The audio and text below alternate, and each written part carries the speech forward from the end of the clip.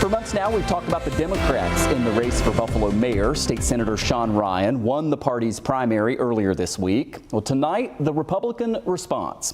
James Gardner is an attorney and former DA candidate. He's the GOP nominee for mayor.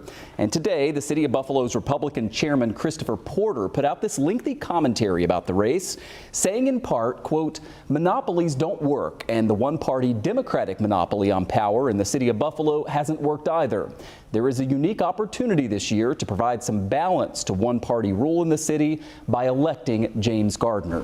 Jeff Kelly is associate editor with Investigative Post, and he joins me live here tonight. Want to get your thoughts on this big race. We've talked about it a lot over the past few months, but let me start there with James Gardner, the Republican nominee. The past couple of elections, Republicans haven't had a nominee. They do this time, but how serious is it? Well, you know, by the standard measurements, not so serious. James Gardner has yet to form a campaign committee through which he could raise money and spend money. You know, there are no fundraisers publicized on the county GOP's website or the city GOP's website, so hard to say, you know, if he's really in it to win it. And as you know, registration, there are about 97,000 Democrats registered in the city of Buffalo and about 15,000 Republicans.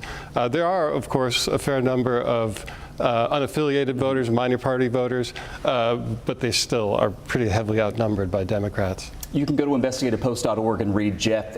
You have a video right there on the homepage, your 5 takeaways from the race. Yep. If you had to pick one, what is your biggest takeaway from what happened Tuesday? Well, really, I think it's that turnout was kind of mediocre. Nah. Yeah, it was just sort of what you might expect. And what the acting mayor needed was exceptional turnout in his home base of South Buffalo. And he got relatively good turnout, but nothing exceptional, not like a flood of votes, which he needed to overcome Ryan's support, particularly in the Delaware district, which always turns out strong, and turned out strong again on Tuesday.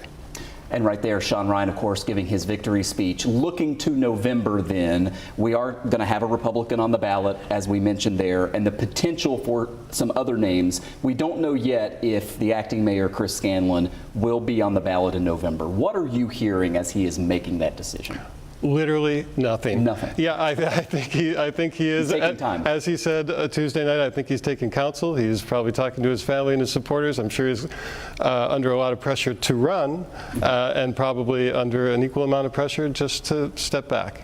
Finally, and there is a separation between the editorial for a news organization and reporters. Your boss, the editor of Investigative Post, came out with a commentary today saying the race is over. Sean Ryan will win in November. I'm not going to ask you about Jim Heaney's words there, but he's been doing this for a long time. But it is going to be really difficult for any candidate besides the winner from Tuesday. It's a pretty narrow path to beat a Democrat like Sean Ryan. India Walton 4 years ago, it was a different story. She's a democratic socialist. She's a black woman, and let's not overlook that. And she was an outsider. Mm-hmm. Sean Ryan is not. He's not an outsider. He's an insider. He's an insider. He's a creature of the party, of the Democratic Party. He has been his whole political career. It's a lot harder to muster a campaign against someone like him. Jeff Kelly, associate editor with Investigative Post, reported a lot on this race. Thanks so much for coming in. My pleasure. Thanks. All right.